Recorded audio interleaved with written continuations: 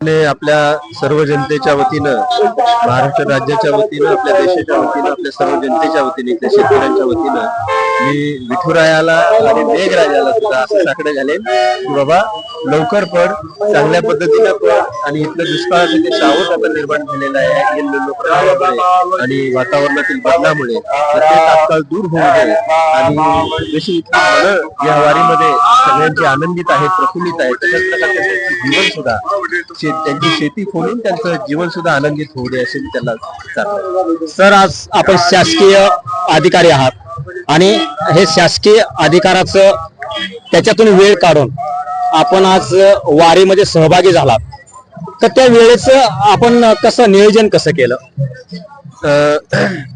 आज खरं बघायला गेलं तर शनिवार आहे, त्यामुळं आजचा हा सुट्टीचा दिवस असतो शासकीय अधिकाऱ्यांसाठी. त्याच्यामुळं आम्ही सर्वांनी सुट्टीचं नियोजन करून त्या पद्धतीने ह्या वारीमध्ये आम्ही सहभागी झालो आहोत. आणि सुट्टीचा दिवस जरी नसला तरी एखाद दिवस रजा काढून का होईना पण इथल्या या वारीच्या सोहळ्यामध्ये सर्वांनी समाविष्ट झालं पाहिजे.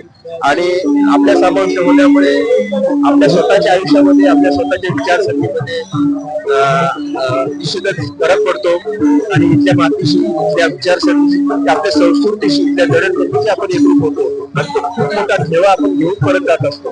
त्याचा आपल्या पुढच्या कामावरती, पुढच्या जीवनावरती अतिशय सकारात्मक असा परिणाम होत असतो. त्यामुळं अशा प्रकारचे वेळेचं नियोजन आम्ही करून याच्यामध्ये समाविष्ट होतो, सहभागी होतो. धन्यवाद सर. म्हणजे एक वेळ जाता पंढरीसी जीवन लागे सार्थकी या संतांच्या उक्तीप्रमाणे तुम्ही म्हणालात की वेळात वेळ काढण्यापेक्षा शासकीय अधिकारी जरी असलो तेव्हा आपला जो वेळ आहे तो भगवंतासाठी एक दिवस काढलाच पाहिजे आणि त्या भगवंताच्या चरणी नतमस्तक होण्यासाठी एक दिवस पायी वारी केलीच पाहिजे. आपण सर पुढच्या अशा अधिकाऱ्यांशी चर्चा करणार आहोत की आज सरांच्या बरोबर या दिंडीमध्ये पायी वारी करत असताना आपणास काय अनुभव आला पवार साहेब? प्रथमतः आपला परिचय थोडक्यात आमच्या प्रेक्षकांना. देवीदास गंगाधर पवार, महापालिका आयुक्त सेवानिवृत्त अमरावती. सर्वप्रथम महाराष्ट्र जय महाराष्ट्र चॅनल बिजवड तालुका मान यांना मी शुभेच्छा देतो. याबाबत आपण एवढ्या गर्दीमध्ये सुद्धा आपण हे चलन घेत आहे. खरं तर भारताची संस्कृती, महाराष्ट्राची संस्कृती पाहिजे असेल, एकता, जात नाही, भेद नाही, लिंग नाही, पुरुष नाही, स्त्री नाही, अशा पद्धतीने जर पाहायचं असेल तर या पांडुरंगाने जी दिलेली वारी आहे, तुकोबारायांनी आणि ज्ञानेश्वरांची जी वारी दिलेली आहे, या वारीमध्ये सहभागी झालं तर निश्चितपणे भारत काय आहे हे संपूर्ण जगाला आणि प्रत्येक नागरिकाला कळते. मला वाटते की याचा आनंद खूप चांगला आहे. मग तो अधिकारी असेल, नागरिक असेल, बाळा असेल, कोणी असेल. तर यापुढे भारताचं हिंदुत्व, भारताची एकता, भारताचं संस्कृती जर टिकवायची असेल तर मला वाटते प्रत्येकाने ही वारी करायला पाहिजे, जीवनातून एकदा तरी करायला पाहिजे असं मला वाटते. धन्यवाद. नक्कीच सर, प्रत्येकाने तुम्ही म्हटल्याप्रमाणे वारी ही केलीच पाहिजे. सर, आपण अशाच अधिकाऱ्यांशी भेटणार आहोत. सर, परिचय द्या आमच्या प्रेक्षकांना. नमस्कार, मी डॉक्टर अशोक गायकवाड. मी प्रायव्हेट पशुवैद्यक आहे आणि मी प्रॅक्टिस ही फलटणमध्ये करतो. ओके सर, काय सांगताल? मी या वारीच्या निमित्तानं असं सांगू इच्छितो की याच्यामध्ये एक महत्त्वाचा मुद्दा असा आहे की साधारणपणे एक 18 दिवस हे सर्व जे नागरिक आहेत, 7 ते 8 लाख नागरिक, वेगवेगळ्या गटाचे, वेगवेगळ्या वर्णाचे, वेगवेगळ्या बुद्धिमत्तेचे, परंतु वेगवेगळ्या विचारधारांची, परंतु यांचं एकच ध्येय असतं, ते म्हणजे ईश्वर प्राप्ती. यांचं मुख्य जे ध्येय आहे ते ईश्वर प्राप्ती. अशा प्रकारची लोकसंख्या आहे किंवा अशा प्रकारची गर्दी वेगवेगळ्या मोठमोठ्या महानगरामध्ये आढळते, परंतु त्यांच्यामध्ये अशी शिस्त आपल्याला आढळत नाही. दुसरी गोष्ट म्हणजे किरकोळ कारणावरून सुद्धा त्यांच्यामध्ये मतभेद होतात. काही एवढे लांबपर्यंत गोष्टी घडतात की एकमेकाचे खून पडण्यापर्यंत घडतात. इथं मात्र असं आहे, इथं कॉमन जे ध्येय आहे ते आहे माऊली, ईश्वर प्राप्ती. त्यामुळे इथे एकमेकाला समजून घेतलं जातं. कोणतीही गोष्ट घडली, फक्त माऊली हा शब्द उच्चारला की एकमेकाला लगेच माफ केलं जातं. म्हणजे सर, तुमच्या म्हणण्याप्रमाणे इथे कुठली सिक्युरिटी नाही, इथे कुणीही त्यांना व्यवस्थित चाल म्हणण्यासाठी कुणीही नाही. ते त्यांच्या माऊली या गजरामध्ये आणि माऊलींच्या नामस्मरणामध्येच ते वारी करत असतात. सर काय सांगताल? नमस्कार, मी प्रल्हाद रोडे, उपसचिव मंत्रालय आणि आता खाजगी सचिव म्हणून माननीय मंत्री वस्त्रोद्योग यांच्या कार्यालयात कार्यरत आहे. भागवत धर्माने सर्व धर्मांना एकत्रित केलेला आहे. ह्या मेळ्याचा द्योतक आहे. त्याचप्रमाणे पाऊस आणि शेती आणि वस्त्रोद्योग हे ज्या पलटण आणि या पट्ट्यात वाढलेलं आहे, तिथे आल्यानंतर आम्हाला बरं वाटलं. आणि ही पहिली वारी माझी आहे आणि ही पहिली वारीचे श्रेय मी डॉक्टर भोसले साहेबांना देईन, कारण त्यांच्यामुळे मला येणं शक्य झालं. नाहीतर त्यांनी आग्रह केला नसता तर मला ही वारी करता आली नसती.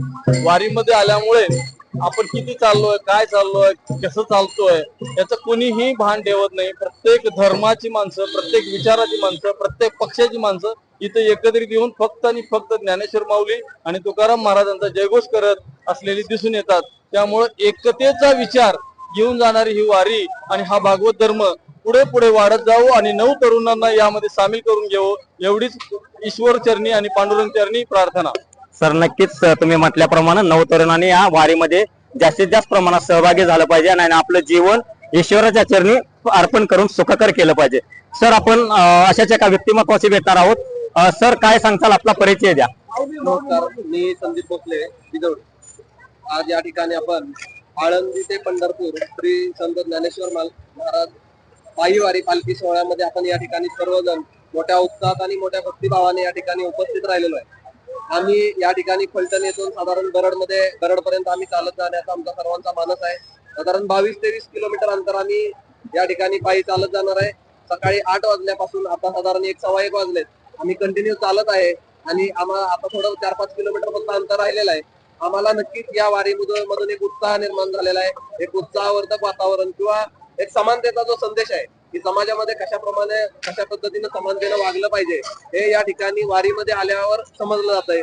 या वारीमध्ये इथं कोणताही जात धर्म बघितला जात नाही. फक्त माऊली हाच सर्वांची जात आहे आणि माऊली हाच सर्वांचा धर्म आहे.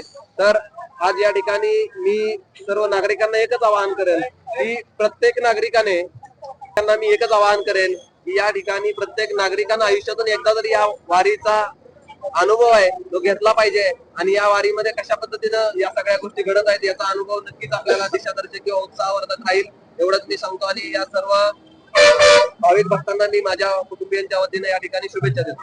नक्कीच सर, तुम्ही सांगितल्याप्रमाणे वारीमध्ये एकदा सहभागी झाल्यानंतर आम्ही ज्या ज्या वारकऱ्यांच्या प्रतिक्रिया सर घेतल्या, आज 45, 50, 55 वर्षापर्यंत वारी करणारे वारकरी आहेत याच्यामध्ये.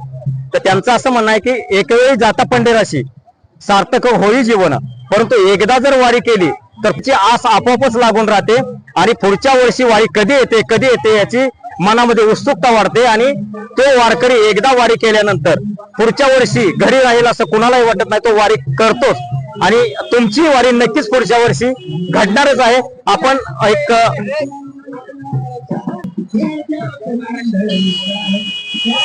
सर काय सांगताल, आमच्या वारकऱ्यांना काय संदेश देतात?